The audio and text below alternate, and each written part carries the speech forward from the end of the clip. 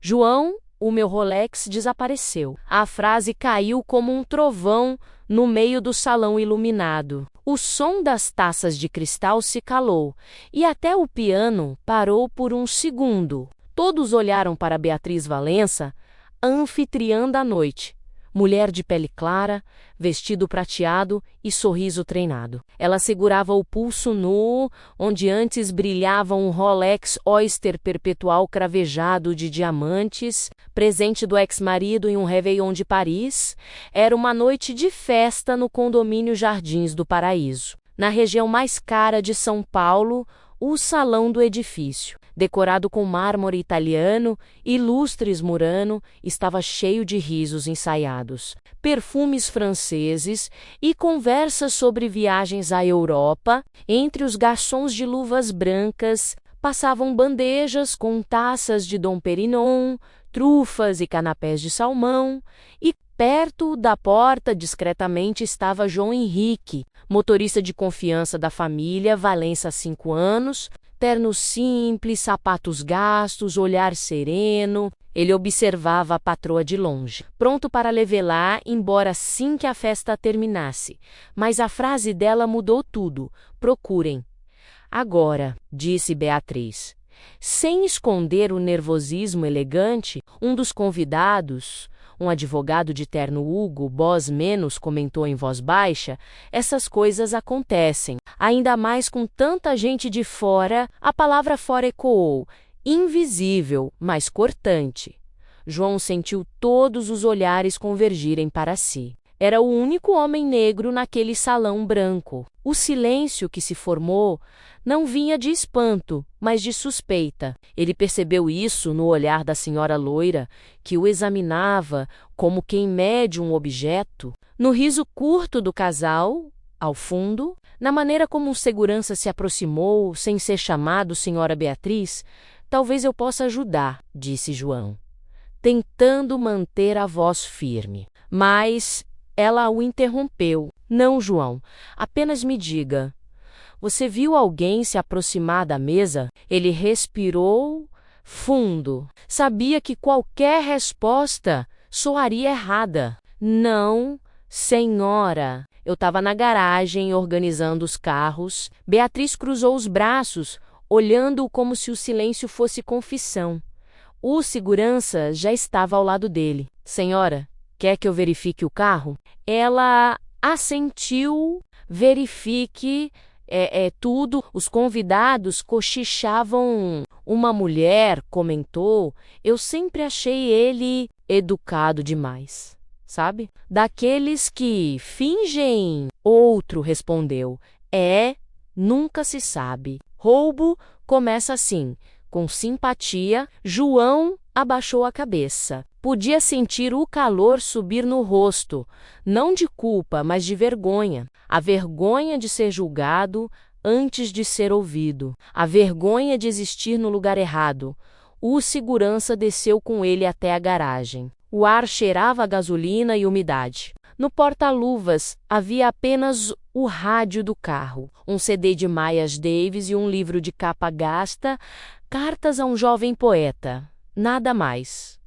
Mesmo assim, o segurança o olhou como se esperasse que a joia brotasse do ar. Nada aqui, disse ele, relutante. Mas quando voltaram, o clima já estava selado. Beatriz olhou para João com aquele tipo de decepção que não precisa de palavras. Você pode ir, João.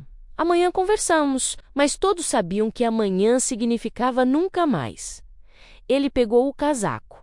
Atravessou o salão. Os olhares o seguiam como faróis, cada um uma sentença. Quando passou pela porta de vidro, o reflexo mostrou 2 mundos, o dele invisível e o deles feito de luz e vidro menos mais frágil, como um espelho trincado do lado de fora. O vento noturno trouxe o som distante da cidade. João entrou no carro, ligou o motor e ficou parado por um instante. O relógio do painel marcava 23h47.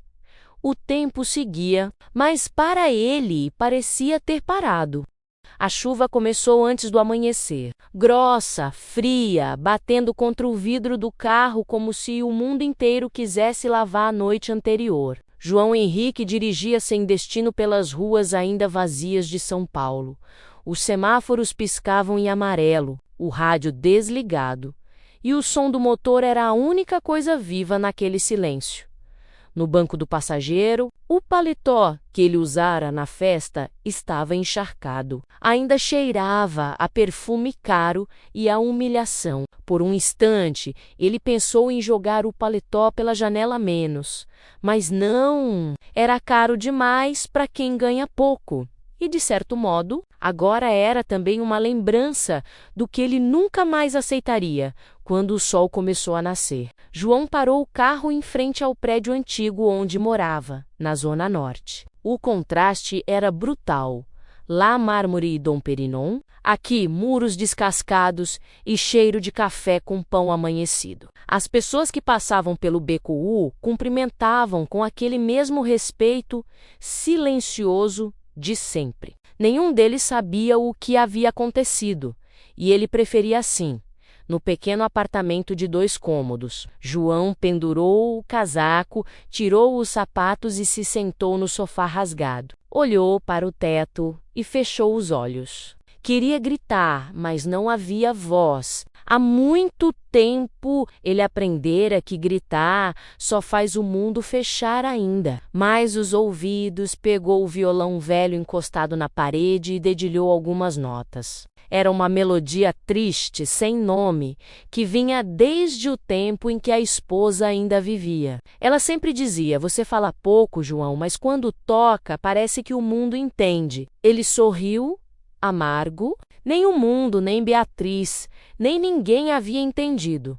Na manhã seguinte, o telefone tocou. Era o síndico do condomínio. A voz era fria, quase mecânica, Sr. João Henrique. A Sra. Valença decidiu encerrar o contrato. Pode vir buscar seus documentos hoje à tarde. João agradeceu, não sabia por quê, e desligou. A mão tremia, o coração também, mas o rosto permaneceu calmo. Abriu a gaveta e pegou a carteira de motorista, a mais limpa que já vira. Todas as multas pagas, todos os trajetos cumpridos, todas as promessas de pontualidade, tudo isso agora valia menos que uma suspeita. Antes de sair, passou na padaria da esquina. O dono, seu amigo velho, perguntou: "Tá tudo bem, João? Faz dias que não te vejo sorrir." Ele respondeu: "Tá sim, seu Arlindo. Só o silêncio que está pesado hoje." O padeiro riu, sem entender. À tarde ele voltou aos Jardins do Paraíso pela última vez. A portaria, com seu cheiro de eucalipto e o piso de granito polido, parecia mais fria do que nunca. O segurança, menos o mesmo que havia revistado seu carro, não conseguiu encará-lo nos olhos. "A senhora mandou deixar um envelope para você." João pegou o papel pardo e viu dentro o último pagamento e uma carta curta. "Agradecemos pelos serviços prestados. Infelizmente, a confiança é algo que, uma vez quebrado, não se recupera. Desejamos-lhe sorte." A assinatura de Beatriz era uma curva de ouro em tinta preta, tão elegante quanto o desprezo que ela carregava. João respirou fundo, guardou o envelope e caminhou até o estacionamento. No reflexo do vidro de uma BMW branca, viu o próprio rosto menos cansado, mas intacto. Ali, pela primeira vez, ele percebeu.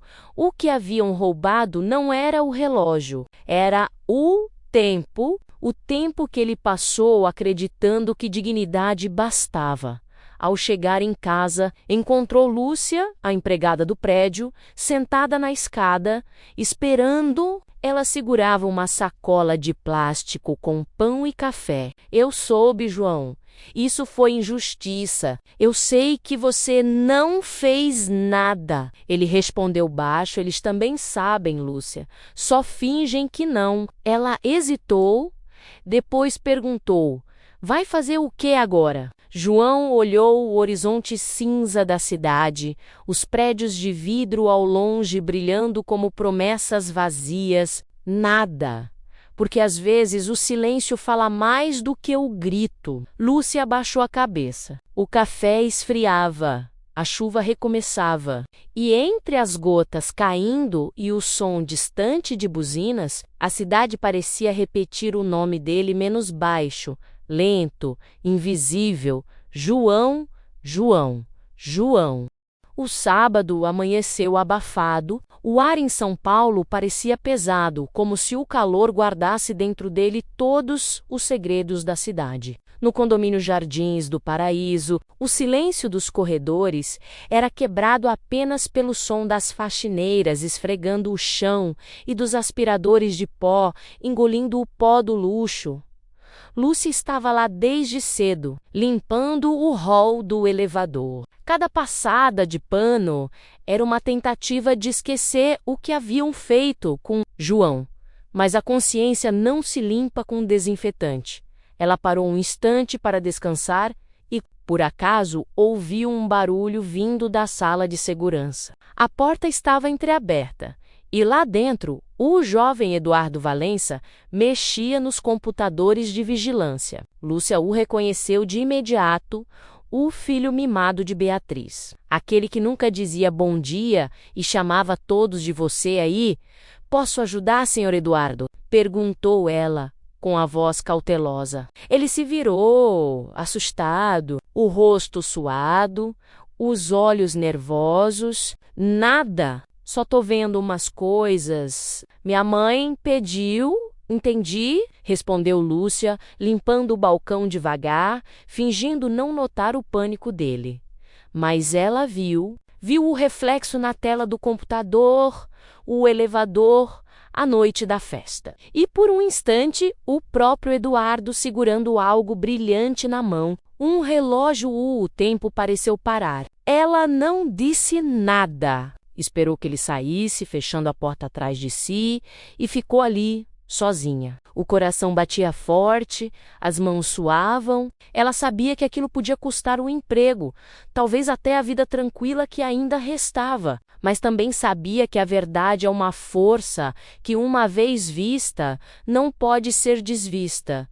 Com os dedos trêmulos, clicou no vídeo, deu play. A imagem era nítida. A festa ao fundo, risadas, flashes, Eduardo entrando no elevador, rindo com dois amigos, e antes das portas se fecharem, ele tira o relógio do pulso, não dele, e o guarda no bolso. Simples, assim, sem culpa, sem medo, como quem acredita que o mundo vai sempre perdoá-lo, porque o mundo tem a sua cor.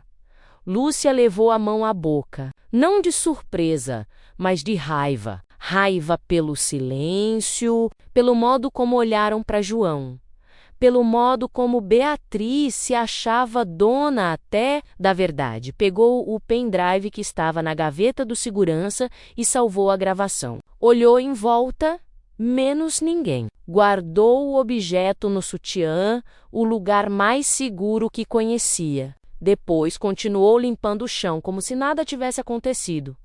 No fim do expediente, ela foi direto para o pequeno apartamento onde João morava. Bateu a porta 3 vezes. Ele demorou a atender, estava consertando o chuveiro. Lúcia, tá tudo bem?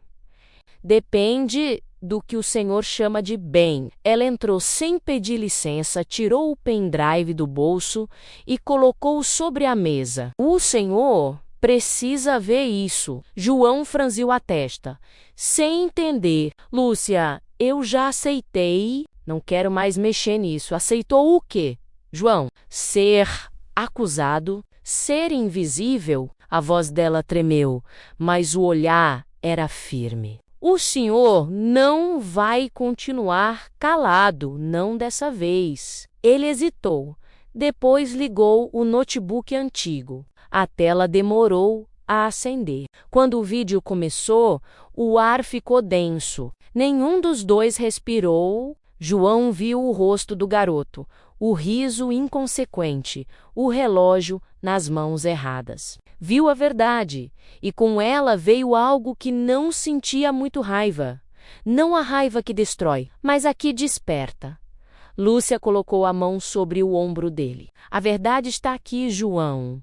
Agora só falta o mundo escutar. Ele levantou devagar. O mundo não escuta, Lúcia, mas talvez veja. Na manhã seguinte, o vídeo já estava nas redes sociais. Ninguém sabia quem havia divulgado. Talvez um anjo da faxina.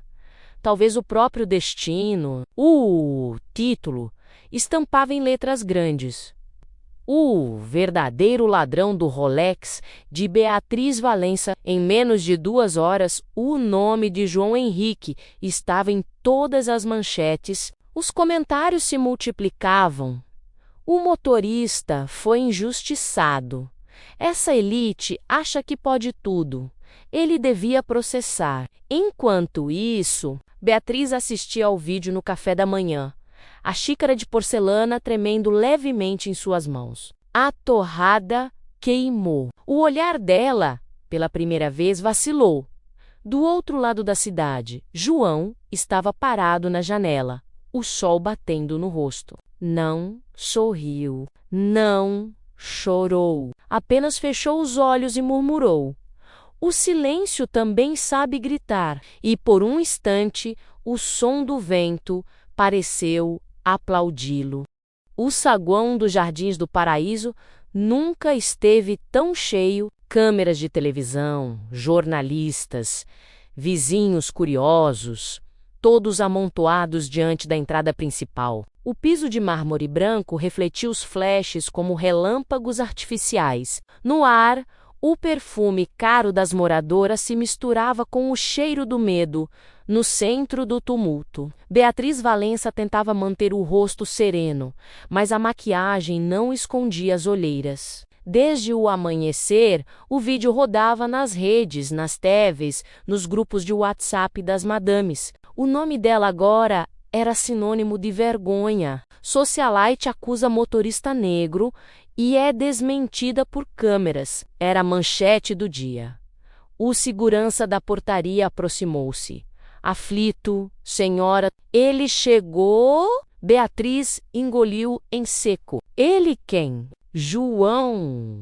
O tempo parou. O barulho cessou. Quando João Henrique atravessou a porta de vidro, parecia maior do que o espaço podia conter. Terno simples, camisa branca limpa, olhar firme, nenhum traço de ódio, menos apenas uma serenidade que incomodava.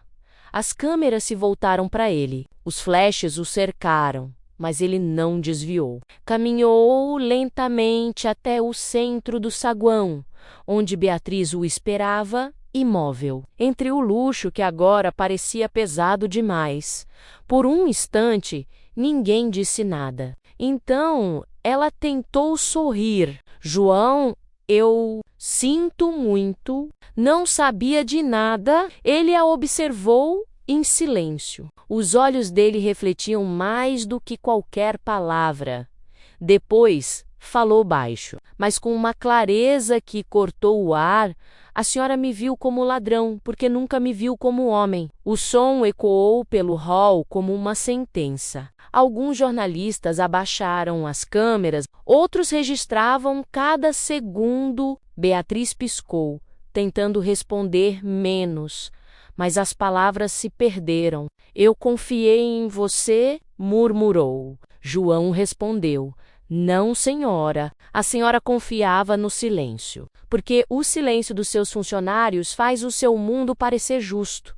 Ela respirou fundo, lutando para se manter de pé. Eu não sou racista, João. Ele sorriu com tristeza. Ninguém nunca é. Até o relógio sumir. O público murmurou. Os flashes voltaram a piscar. Atrás deles, Eduardo, o filho, surgia, o rosto pálido, os olhos vermelhos. Ele caminhou até o centro, com o mesmo Rolex nas mãos, As câmeras acompanharam o movimento. Fui eu, disse o garoto, a voz quebrada. Eu peguei o relógio. Foi uma brincadeira idiota. A João, me perdoa! O hall inteiro silenciou. Até os ventiladores do teto pareciam parar. Beatriz levou a mão à boca. As lágrimas vieram, não por compaixão, mas por vergonha.